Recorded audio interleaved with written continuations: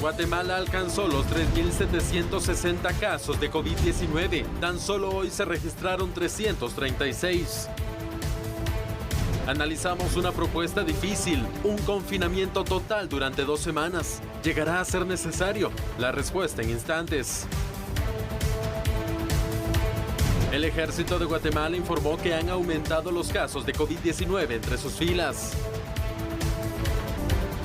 Además, el gobierno informó sobre la implementación de la terapia de plasma contra la COVID-19. Le detallamos en qué consiste.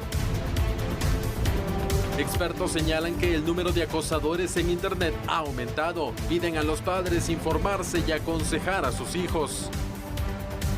El vicepresidente de la República lideró una reunión sobre los bienes en extinción de dominio.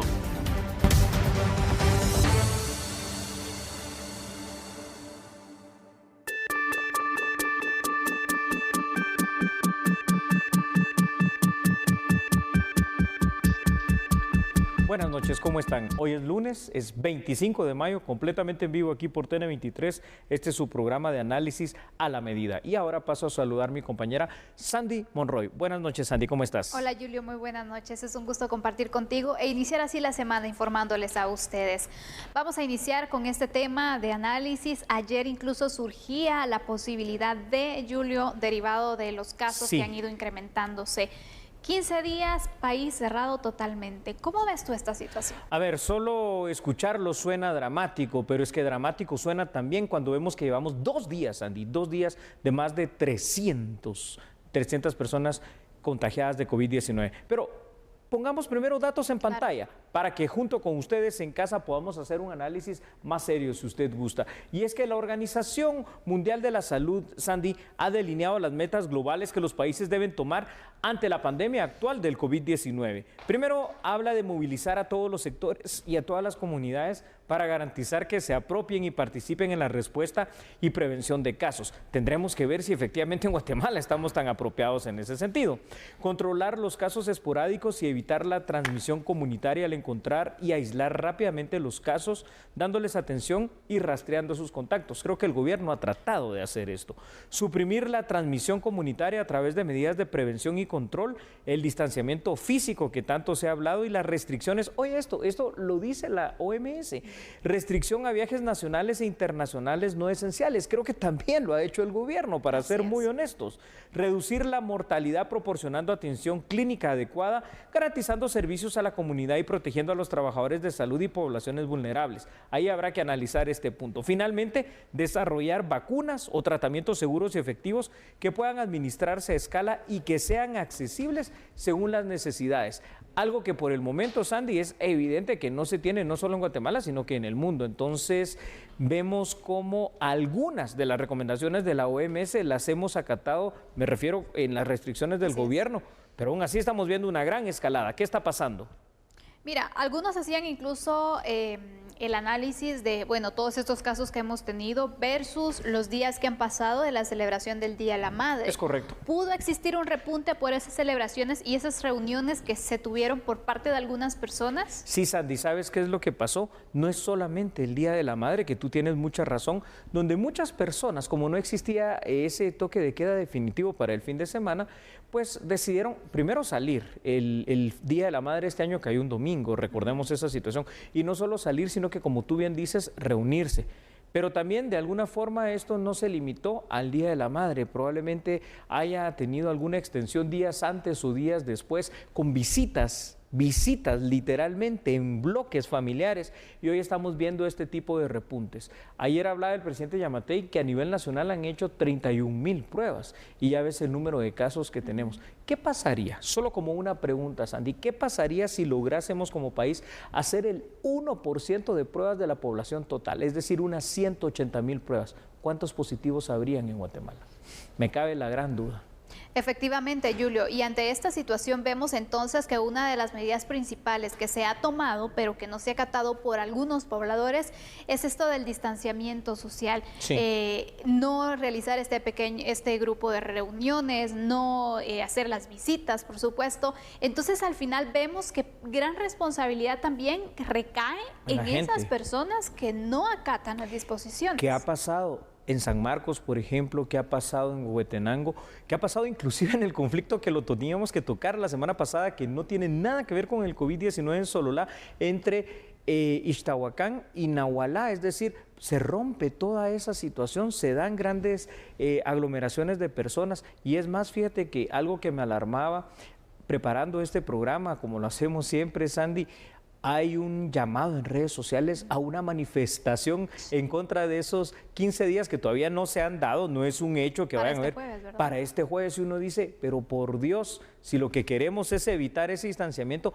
¿a quién? Pero ¿a quién se le ocurre llamar a que se haga una manifestación y juntar más gente?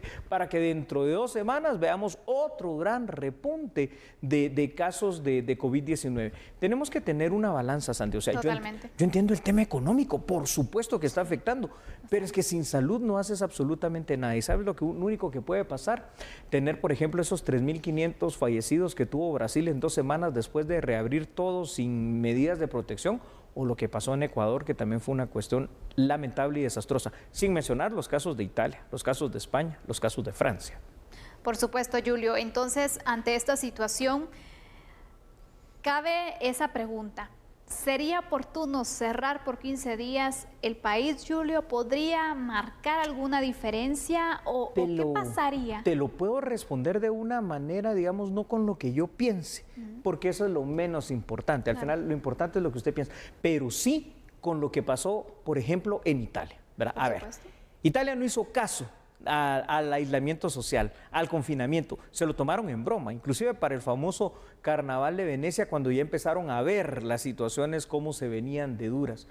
¿Qué hizo Italia y qué hizo España? Después de ese gran número de contagiados, y empezaron a ver un gran número de muertos, pero una cuestión impresionante, Sandy, 700 y pico de muertes en un día en Italia, lo que hicieron fue confinamiento total, y no fue de 15 días. Ellos pasaron 1 mes y medio prácticamente encerrados en sus pisos, en sus casas, como ellos le llaman, solo con cuestiones esenciales y vitales para poder salir. Ahora ya están saliendo, ya reactivaron su economía, ya están trabajando, pero tuvieron que pasar por esa fase. Entonces, yo lo respondo de esa manera. Fue lo que a ellos les sirvió, pero les sirvió después de que no hicieron caso y se perdió el control. La pregunta es, Sandy, ¿y qué piensas tú? ¿Se está empezando a perder el control en cuanto al número de infectados en Guatemala? Pareciera que sí, Julio, los datos lo dan a conocer. Y es que tenemos varios días que ya se han registrado más de 300 casos, tú lo mencionabas muy bien, y obviamente entre más pruebas se vayan realizando, los casos pueden aumentar también, entonces eso nos da más o menos un panorama de cómo está la situación. El problema es, o la resolución es, hacerlo inmediatamente, o qué tenemos que esperar para que se pueda tomar la medida. Ahí es donde vengo con otro cuestionamiento. ¿Qué hubiese pasado, por ejemplo, si ese confinamiento total? Supongamos que llegamos a esos 15 días, solo es un plano imaginario para quienes nos ven por TN23 y nos escuchan por Radio Cadena Sonora, que se lleguen a esos 15 días de confinamiento. Hacerlo en este momento, ¿tiene un propósito o sí tiene, digamos, algo que vaya a ser absolutamente positivo? ¿Qué pasa cuando se reabra? ¿No se va a desbordar nuevamente la gente? ¿O qué hubiese pasado, aunque lo hubiere, ya no existe, si esto se hubiese hecho antes? Antes estoy en la fase de contención. No sé, ¿cuál era el mejor momento? La situación es que si de verdad esto continúa así, creo que sí podemos llegar, no sé si a 15 días de confinamiento total, pero fácil a 1 semana, lo aseguro, porque el presidente ha sido enfático en decirlo.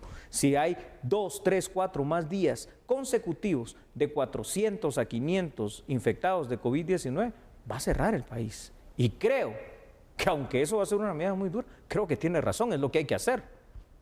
Pero hay más información, Julio, que yo quisiera que tú por favor nos siguieras exponiendo para poder ampliar un poco más este análisis tan interesante. Sí, voy a dar otros datos, Sandy, si tú me lo permites, y los vemos ahí en pantalla, siempre tomados de una fuente que es la Organización Mundial de la Salud. Acuérdate que ya hay experiencia desde diciembre del año pasado en varios países para tratar y contener de alguna manera el COVID-19. Sobre la supresión de transmisión comunitaria, esta Organización Mundial de la Salud ha recomendado adoptar medidas de distanciamiento social y de restricción de movimiento. Pregunto, Sandy, ¿lo ha hecho el gobierno de Guatemala? Sí, la restricción de movimiento interdepartamental ha estado. Pues es que la gente a veces no hace caso también. Ese es otro tema. Hay medidas personales como lavarse las manos y el distanciamiento social. Ya depende de cada quien. Pero tú nos presentabas el otro día una fotografía de una persona que andaba tranquilamente sin mascarilla. Sí. Ahora, hay medidas a nivel comunitario, reducir el contacto entre personas, suspendiendo eventos masivos, cerrando lugares de trabajo, cerrando los colegios y limitando el transporte público. Sandy, una vez más pregunto, ¿se ha hecho esto en Guatemala? Sí, totalmente. Así es. Entonces, ¿para qué? Uno se pregunta, ¿para qué minimizar la exposición de la población a personas con COVID-19? Pues por lo tanto, disminuyendo ese número de casos, incluyendo muertes, se reduce la carga sobre los servicios de salud y se aplana la curva epidémica para ganar tiempo y que haya un tratamiento adecuado. A ver, hay que ser justos en lo que se ha hecho y no se ha hecho.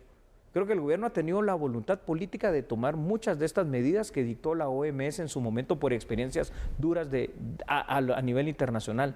Entonces, la pregunta que te hago, ¿será que en algo también, fuera que el gobierno puede haber fallado en algunas cosas, quizás que se le pasó, habrá fallado también la población al no acatar ciertas cuestiones? ¿O simple y sencillamente no se puede detener la pandemia del COVID-19? Yo creo que hay responsabilidad también ciudadana, Julio, porque vemos que hay personas que, aunque son pocas, pero vemos en la calle algunos sin mascarilla o con la mascarilla mal puesta. Sí. Entonces, si usted no tiene bien puesta, bien colocada su mascarilla, es como si no la cargara. Entonces, por gusto, ¿verdad? No sirve absolutamente de nada. Y esa es una de las medidas. También otra situación, el distanciamiento social, vemos que no se está respetando, que ya incluso la medida que se tomó el fin de semana, por ejemplo, ha estado apoyando, porque ya los fines de semana observábamos que habían pequeñas reuniones, Julio, cuando en realidad estábamos pues en un confinamiento que se tenía que respetar.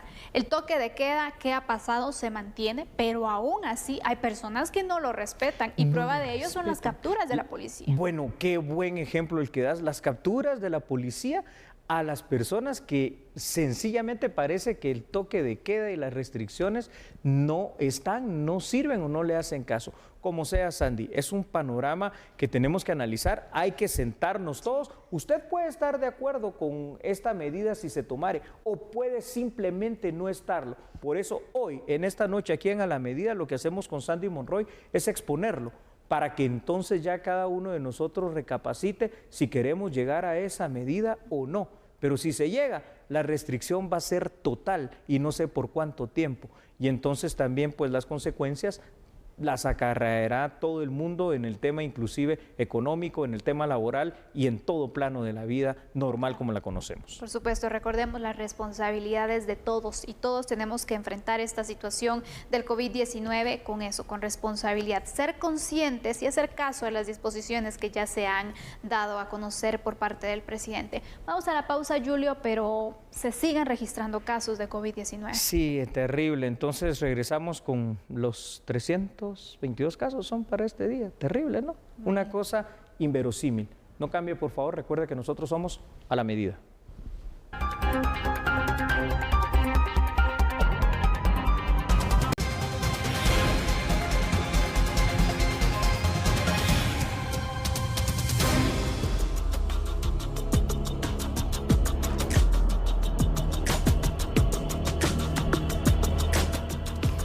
El momento de dar a conocer la actualización de casos por el COVID-19. El ministro de Salud Pública y Asistencia Social, Hugo Monroy, dio a conocer que se registraron 336 nuevos casos positivos. Hoy lunes 25 de mayo les brindaré el informe de la situación de casos de coronavirus COVID-19 en Guatemala. El día de hoy cerramos con las siguientes cifras: 336 casos positivos, siendo estos 141 femeninos y 195 masculinos. Hoy contamos con 16 pacientes recuperados, pero lamentamos el fallecimiento de un paciente de sexo masculino de 66 años. El día de hoy hemos realizado un total de 1.899 pruebas. Tenemos 3.425 casos activos, 274 pacientes recuperados y seguimos lamentando el fallecimiento de 59 personas y 2 fallecidos por causas ajenas al COVID-19. Esto nos da un total de 3.760 casos en el país. Así también quiero comunicarles que el día sábado se adjudicaron las compras de trajes de protección personal EPP, batas, gorros, zapatones, mascarillas, y el día de hoy, desde las 7 de la mañana, se inició la entrega de insumos por parte de los proveedores. Estos serán entregados a hospitales temporales como el del Parque de la Industria, el Hospital de Villanueva, el San Juan de Dios, el Roosevelt y el resto de hospitales COVID-19.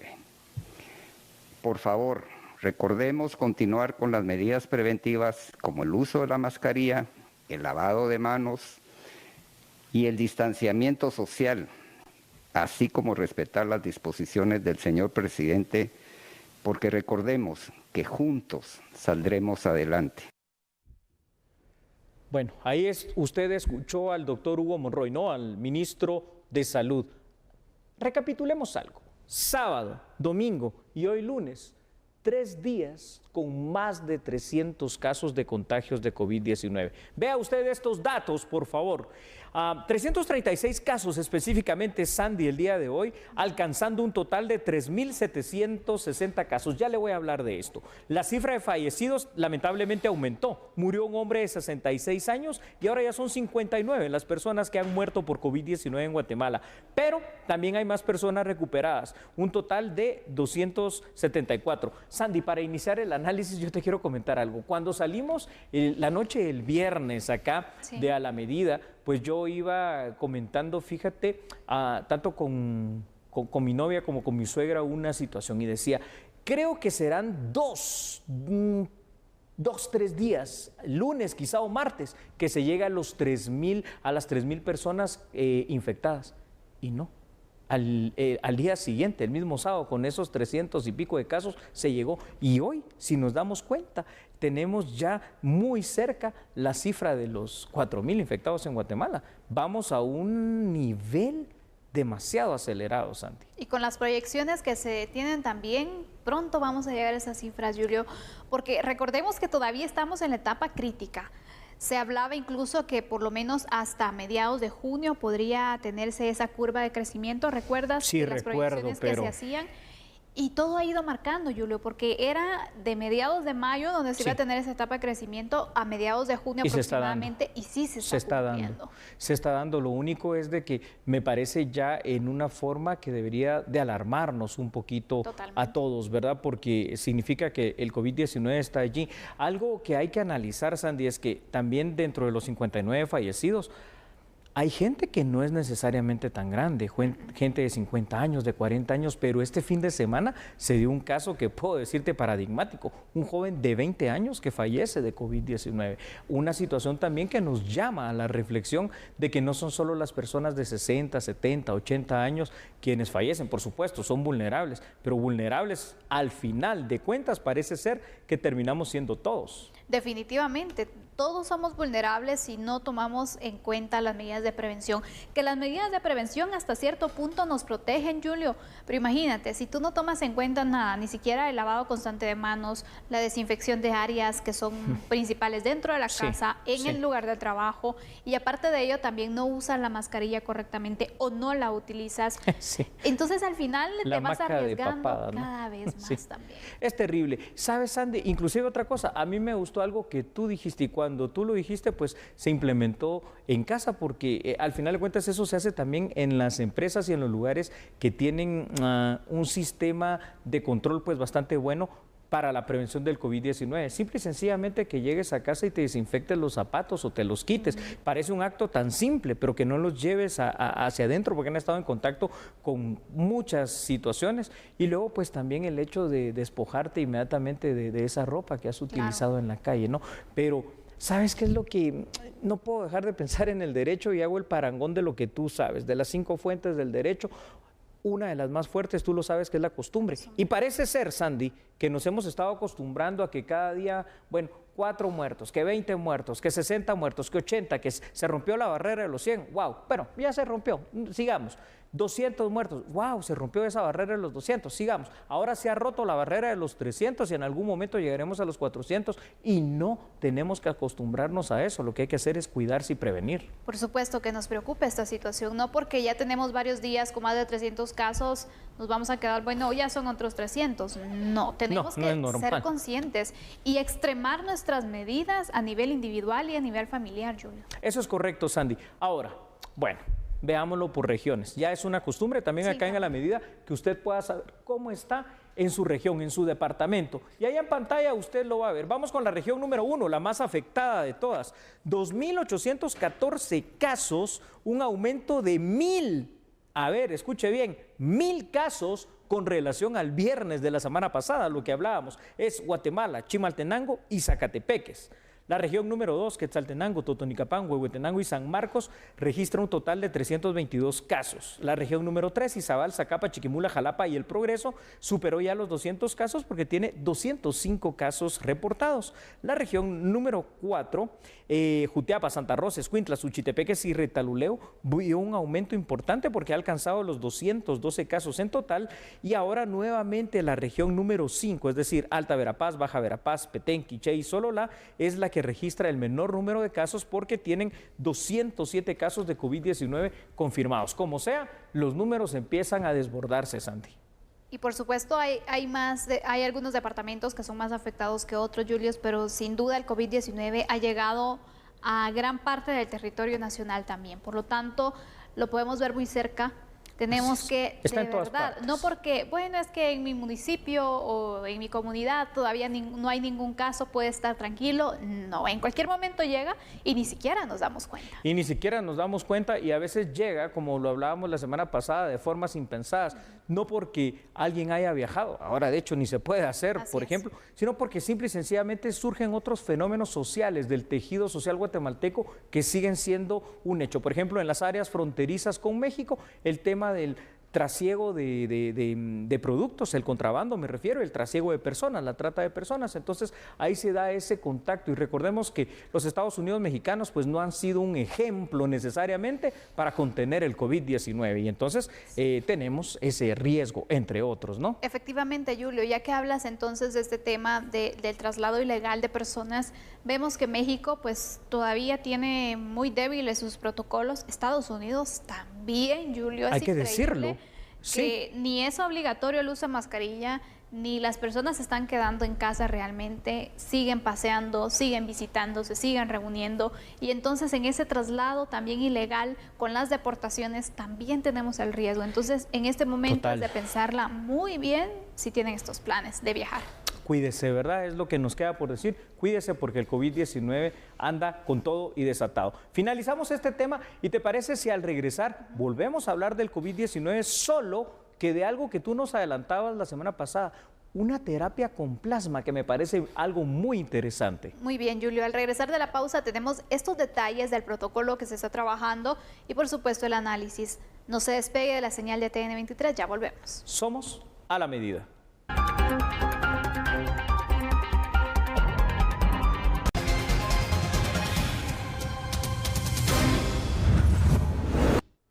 Gracias por continuar acá en sintonía de su programa A la Medida. Y vamos a hablar precisamente del inicio de ese protocolo que le hablábamos con Sandy Monroy para la terapia con plasma, posiblemente para tratar el COVID-19. A ver, primero unos datos. Una pandemia no sería pandemia si no llena ciertas características, Sandy. Y es que lo primero que tiene que darse para que sea una pandemia es que se expanda prácticamente por todo el mundo, lo que ha sucedido ahora con el COVID-19. Y la otra gran característica de una pandemia es que no existe una cura específica en ese momento y por eso es que genera terror, pánico y muerte.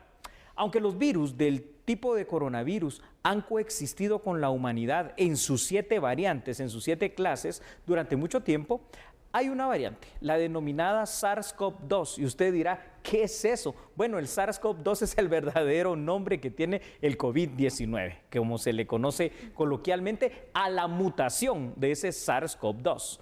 Uno de los componentes esenciales de la sangre es el plasma. para aquellos que no lo sabían, las plaquetas y otras cuestiones, pero el plasma, ¿verdad? ¿Qué es el plasma? Es un líquido de color amarillento que traslada en la sangre muchos de los nutrientes que diariamente nosotros los humanos necesitamos. Las personas, imagínate tú, Sandy, que se han enfermado con COVID-19, pero que a su vez han logrado recuperarse, generalmente crean algo que se conoce como anticuerpos en contra de una enfermedad determinada. Y es esto lo que ahora, a través de algunos científicos, estudiantes también de la Universidad de San Carlos de Guatemala, pues el Ministerio de Salud Pública, en coordinación con ellos, quiere implementar. Personas que han derrotado al COVID-19, que han pasado más de 15 o 16 días de que la enfermedad ya no está con ellos, extraer su plasma para luego venir y literalmente inyectarlo, colocarlo en otras personas y que los anticuerpos les ayuden, entre otras cosas, a paliar la enfermedad. Julio, vamos a ir aclarando algunas dudas, porque fíjate que cuando se dio a conocer este tema de la terapia con plasma, precisamente surgían estas interrogantes. Y una de ellas es, primero, esto es únicamente para las personas que están enfrentando el COVID-19. Vamos aclarando ese primero. Número 1, ¿es la cura? No. No hay que decir, si fuera la cura, pues eso es lo que se haría en todo el mundo, y te ¿verdad? lo pregunto porque se malinterpreta. Claro. Incluso pueden surgir personas que de hecho las preguntas venían porque indicaban, bueno, y es cierto que uno se puede inyectar sangre de una persona que ha pasado.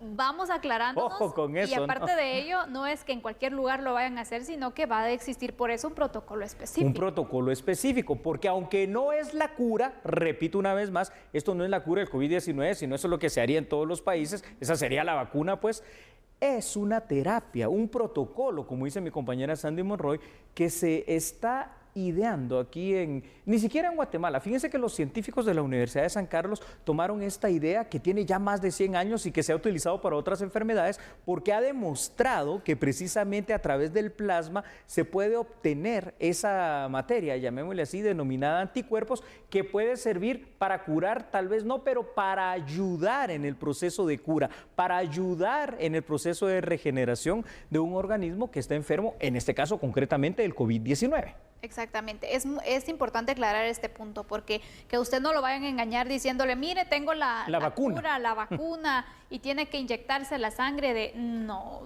hay que tener mucho cuidado porque en cuestiones de salud recordemos que alguna mala práctica puede cobrarle la vida. Es correcto y acordémonos de otra cuestión también, aquí en Guatemala, bueno, a veces hay mucha mala gente, ¿verdad? Sí. Que lo que hace es aprovecharse.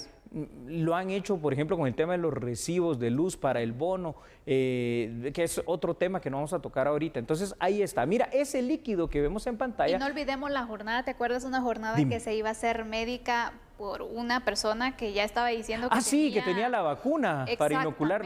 Y muchas personas estaban interesadas, entonces nuevamente no se deje engañar. No se deje engañar. ¿Qué es lo que va a pasar así, para decirlo en palabras fáciles y coloquiales? Aquellas personas que derrotaron el COVID-19 y en su plasma, en su sangre, en ese elemento llamado plasma, después de 15 o 16 días consecutivos que ya se sabe que se han regenerado, entonces se les va a inocular un poquito de este plasma para precisamente otras personas puedan tener ese líquido que tiene ya ciertos componentes que les ayudaron a las anteriores personas. Ahí vemos el plasma precisamente de la sangre, más o menos el 51% de la sangre está compuesto por este líquido y de alguna manera que esto venga a servir para paliar. Para paliar quiere decir para disminuir, para ayudar, para combatir el COVID-19 junto con otros tratamientos. Fíjate que inclusive los italianos, pues, y los españoles han utilizado ya en su desesperación y les ha dado resultado, fuera del tema del plasma, de los antibióticos más comunes. No voy a decir el nombre comercial, no se trata de eso,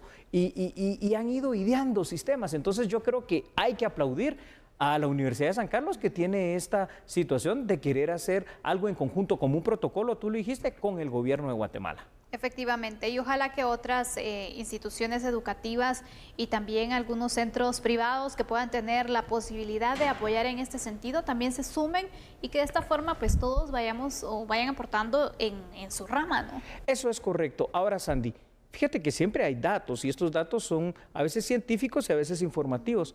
Quiero pedirte que nos apoyes con estos datos que se han investigado y que usted en este momento tiene ahí en pantalla, y quienes nos oyen por Radio Cadena Sonora lo escucharán. Por supuesto, tomemos en cuenta entonces que la Universidad de San Carlos de Guatemala dio a conocer la semana pasada, y nosotros se lo transmitimos aquí, que están trabajando en una técnica ya conocida a través del plasma para tratar el coronavirus. El Ministerio de Salud Pública ha dado incluso el visto bueno para que pacientes que ya se recuperaron de la enfermedad y que hayan pasado más de 2 semanas sanos puedan donar plasma. La idea es ayudar a personas afectadas con el plasma de pacientes que han vencido el COVID-19 para que generen así los anticuerpos suficientes y se puedan recuperar. Recalco la palabra ayudar. Exactamente. Y a partir de ahora se espera que la implementación de la terapia con plasma muestre ser efectiva, eficiente y eficaz en el combate contra el COVID-19. Muy bien. Repetimos, es para las personas que están enfrentándose a esta enfermedad. Exactamente. No es prevención. Y no es prevención, no es una vacuna que lo va a curar y que lo va a prevenir. Por eso, cuando tú le decías un protocolo para terapia de plasma, es precisamente eso. ¿Por qué protocolo? Bueno, la idea surge de la Universidad de San Carlos de investigaciones, no de ellos, sino investigaciones en otros países que tienen ya más de 100 años para otras enfermedades. Pero es un protocolo porque se va a hacer sí y solo sí con la autorización del Ministerio de Salud Pública, y sí o solo sí bajo condiciones controladas para aquellos pacientes que estén más graves en ese momento en el sistema de salud, enfrentando y tratando de vencer al COVID-19 como una ayuda, como bien tú lo dijiste, no como la cura, es una ayuda adicional. Así es que queremos entonces felicitar a la Universidad de San Carlos de Guatemala eso es lo que hay que por hacer. este protocolo, y esperamos pues que todo salga bien, que todo vaya en mejora de estos pacientes que necesitan también la ayuda, Julio, especialmente cuando nos damos cuenta que en los últimos días tenemos más de 300 casos positivos. 3 días consecutivos. Es necesario buscar una ayuda para todas estas personas. Vamos a hacer una pausa, Julio, pero hay más noticias. Claro que sí. Entonces, por favor, no cambie. Regresamos pronto porque somos a la medida.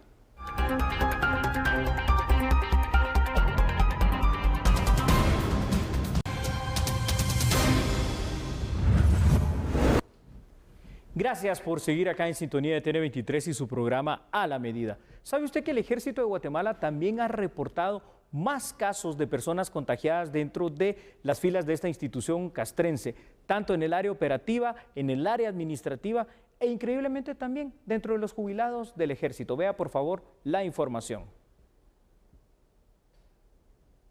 El Ministerio de la Defensa confirmó que se elevó a 16 pacientes que han dado positivo al coronavirus, y de ellos 15 siguen activos y 1 ya se recuperó. El desglose de estos 15 casos son 7 de la parte operativa del Ejército de Guatemala y 3 de la parte administrativa. Ahí llevamos 10. También tenemos a personal jubilado o derechohabiente. Tenemos 5 casos, 3 jubilados y 2 derechohabientes específicamente de este personal jubilado. Son un total de 15 personas que han dado positivo a los hisopados y que ya han sido reportados en las conferencias de prensa que se han dado, ya sea por el Ministerio de Salud o por el señor presidente. Y adicional a esto, tenemos una cantidad de 129 personas en aislamiento en diferentes comandos de la República. Tenemos, por ejemplo, en el Petén, tenemos 3 personas que están aisladas. En San Marcos hay 56. En Baja Verapaz hay 2. Y en San Juan, Zacatepeques, tenemos 50 personas. Y en la ciudad capital tenemos 4 personas aisladas en un comando militar debido a que pues, se sospecha que pudieran ser portadores del COVID-19. 13 de los pacientes están siendo atendidos en el Centro Médico Militar y 2 en el Instituto Guatemalteco de Seguridad Social. Hay que tener mucha precaución porque en estos tiempos que estamos enfrentando el COVID-19 también debemos enfrentar otra situación, y son los acosadores por medio del Internet. Especialmente mucha atención con los niños y adolescentes, que son los más vulnerables a este tipo de personas. En el marco del primer día de actividades del Congreso Virtual Explotación Sexual en Línea en el contexto del COVID-19, expertos dieron a conocer que se ha elevado el nivel de acosadores sexuales en las redes sociales. Ante ello, han hecho un llamado a los padres de familia a vigilar a sus hijos, porque cerca de 750,000 acosadores sexuales van detrás de niños guatemaltecos. 1.500 millones de menores de edad en todo el mundo se encuentran encerrados en sus casas, como mencionábamos, a partir de esta situación de salud mundial. Muchos depredadores sexuales están navegando actualmente. En este momento que nosotros estamos conversando en línea y haciendo uso de este experimento, de estas nuevas modalidades de trabajo, también los delincuentes están activos en este momento, accesando a no sabemos qué cantidad de adolescentes en páginas, en dispositivos electrónicos. Se está comercializando mucha información donde son adolescentes los que son la mercancía, sus imágenes, sus recursos de imágenes, de audio que están generándose, ¿no? Y eso está generando mucha ganancia a nivel de delincuencia. El 94% del material pornográfico se ha encontrado que las imágenes contienen adolescentes de 13 años de edad, por ejemplo. 39% de ese material encontrado contenía imágenes de menores de menor edad, aún todavía de 6 a 10 años. Expertos reconocen que la coordinación entre el Ministerio de Educación y la Televisión Nacional ha permitido generar herramientas para bloquear el acercamiento de acosadores sexuales. En el caso de Guatemala, sí podemos decir que hay un elemento que ha resultado favorecedor en materia de prevención, podríamos decir, y es el hecho de que el Ministerio de Educación está transmitiendo clases a través del sistema de la televisión abierta, a través del Canal 13 específicamente. Este elemento puede contribuir en el hecho de que entonces hay una parte de la población estudiantil que no está vinculada a las redes virtuales, pero donde se corre más peligro es especialmente en aquellos que están en redes virtuales. A ver, el vicepresidente de la República, Guillermo Castillo, se reunió en este día con los titulares de las instituciones encargadas tanto de seguridad como de justicia, y esto para plantear algunos temas comunes con lo que es la Secretaría Nacional de Extinción de Dominio llamada Senavet. Por favor, vea esta información aquí en A la Medida. El vicepresidente de la República, Guillermo Castillo, se reunió con los titulares de las diferentes dependencias a cargo de la seguridad y justicia del país para acordar diversos temas como parte del programa de la Secretaría Nacional de Bienes en Extinción de Dominio, Senavet. Entre los puntos abordados estuvieron los de cómo distribuir los bienes a las instituciones, tanto materiales como en dinero en efectivo, cuya cifra supera los 29 millones de quetzales. Además, se discutió el tema de la continuidad de arrendamiento de inmuebles durante el presente año y el arrendamiento de nuevas sedes. Nacional de Bienes en Extinción de Dominio, con la presencia de los integrantes Ministerio Público, Corte Suprema de Justicia, Ministerio de la Defensa, Ministerio de Gobernación, PGN y otras entidades. Había una agenda muy interesante con el propósito de definir nuevos bienes que se tienen que dar en arrendamiento y asimismo repartición de recursos que se han dado ya en extinción. Importante establecer que hay un reglamento que establece a quiénes debe llegar este dinero y pues todas las instituciones aprobaron lo correspondiente para que puedan hacer uso del mismo. En esta reunión se conocieron las donaciones de algunos bienes que van a apoyar a las instituciones que prestan seguridad al país, como es el Ministerio de Gobernación y el Ministerio de la Defensa Nacional. Y por aparte también se fortalece a las instituciones que integran el CONAVER con los recursos que se repartieron en esta oportunidad, que ascienden aproximadamente a 29 millones. Durante el toque de queda total que se registró este fin de semana, más de 1,000 personas y aproximadamente este número fueron detenidas por no obedecer el toque de queda. Desde el viernes a las 5 de la tarde, para este lunes a las 5 de la mañana, se reportan 948 personas detenidas. Muchas de ellas fueron descubiertas bajo efectos de licor, escandalizando en la vía pública y realizando otro tipo de acciones ilícitas. Gracias a los guatemaltecos que se quedaron en casa y junto a nosotros luchamos para venir y prevenir el contagio de este virus. Y además, gracias a las personas que han denunciado, incluso a sus propios vecinos que escandalizaban bajo efectos de licor, muchos de ellos, incluso en las calles. Agradecemos a los guatemaltecos. Cualquier denuncia, llame 110, número de emergencias 1572, el número contra específicamente violencia contra la mujer. Los agentes policiales van a atender ese número telefónico y le van a apoyar en todo momento. Hay que recordar estos números 110 y 1572. Recordar específicamente que quedarse en casa es estar protegido y no ser violentado. Llame inmediatamente. La Policía Nacional Civil se encuentra para proteger y servir. Al agradecer el favor de su sintonía, los invitamos para que mañana, tanto en TN23 como en las 31 frecuencias de Radio Cadena Sonora, a las 21 horas esté aquí, porque nosotros somos a la medida. Que descanse. Feliz noche. Chao.